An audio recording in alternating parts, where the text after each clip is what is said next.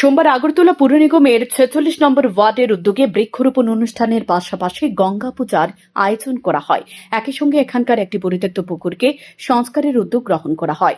এতে প্রধান অতিথি হিসেবে উপস্থিত ছিলেন নিগমের মেয়র দীপক মজুমদার। মেয়র দীপক মজুমদার সহ উপস্থিত অতিথিরা প্রত্যেককে বৃক্ষরোপণ করেন। প্রদীপ প্রজ্বলনের মধ্য দিয়ে গঙ্গা পূজা অনুষ্ঠানের আনুষ্ঠানিক সূচনা করেন মেয়র সহ উপস্থিত অতিথিরা। মেয়র দীপক মজুমদার জানিয়েছে, আগরতলা শহরে বেশ কয়েকটি পরিত্যক্ত পুকুরকে ইতিমধ্যে সংস্কার করা হয়েছে। বেশ কয়েকটি পুকুর ব্যবহার করতে শুরু করে দিয়েছে সাধারণ মানুষ। 2018 সালে ভারতীয় জনতা পার্টির সরকার প্রতিষ্ঠিত হওয়ার পর থেকে আগরতলা পুর নিগম ও রাজ্যের পাশাপাশি আগরতলা শহরের সার্বিক উন্নয়নে কাজ করে চলেছে বলে জানিয়েছেন মেয়র দীপক মজুমদার। 46 নম্বর ওয়ার্ডের অন্তর্গত কৃষি কার্যালয় এবং খাদ্য দপ্তরের গোডাউনের পেছনে পরিত্যক্ত পুকুরটিকে সংস্কার করার উদ্যোগ গ্রহণ করা হবে।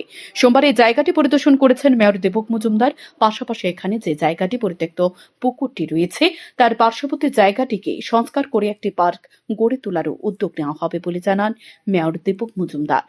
আগরতলা পৌর নিগম আমাদের ভারতীয় জনতা পার্টির নেতৃত্বে গঠিত হওয়ার পর, বিশেষ করে 2018 সরকার আসার পর সারা রাজ্যের উন্নয়নের সঙ্গে আগরতলা শহরের সার্বিক উন্নয়নের দিকে আমরা লক্ষ্য রেখে কাজ শুরু করেছিলাম। তখন আমাদের কাছে যে পরিত্যক্ত পুকুরগুলি ছিল, রাস্তাঘাট, নিকাশি ব্যবস্থা, আলো ব্যবস্থা, পাশাপাশি পরিত্যক্ত পুকুরগুলিকে সংস্কার করে তাদের ব্যবহারযোগ্য করে মানুষের কাছে সৌন্দর্যের মাধ্যমে তুলে দেওয়ার কাজ আমরা হাতে নিয়েছিলাম।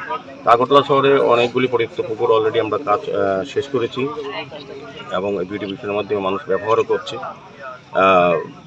আজকে আগরতলা পৌর নিগমের 46 নম্বর ওয়ার্ড অন্তর্গত আমাদের এগ্রিকালচার অফিস এবং ফুড গোডাউনের পিছনে যে পুকুরটা দীর্ঘদিন সংস্কার অভাবে ছিল, পরিবেশ এখানে বলবো যে নষ্ট হয়ে গিয়েছিল।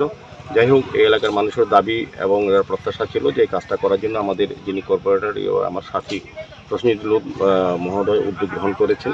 তো আজকে আমরা এখানে পরিদর্শনে এসেছি, খুব আনন্দিত যে পুকুরটা সংস্কার করা হয়েছে আগরতলা পৌর নিগমের পক্ষ থেকে। আমরা অমৃততে আমাদের এটিভি ফান্ডেও আমরা এটা প্রস্তাব রেখেছি, যদি আমরা এনএসি পেয়ে যাই আমরা আশা করবো যে এই জায়গাটা একটা পার্ক, উদ্দেশ্য পার্ক করা এবং পুকুরটাকে চারদিকে পার বাঁধিয়ে আলোর ব্যবস্থা করে যাতে এলাকার লোক বিভিন্ন ধর্মীয় বা অন্যান্য সামাজিক কাজে ব্যবহার করতে পারে, সেদিকে লক্ষ্য রেখে আমরা কাজটা করব।